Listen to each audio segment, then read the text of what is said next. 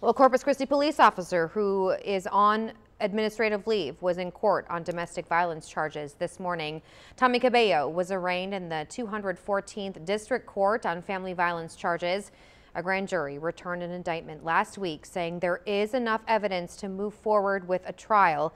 Today, Judge Ina Klein set the trial date for March 12th. He has been with the police department for 14 years and is currently on administrative leave from the CCPD.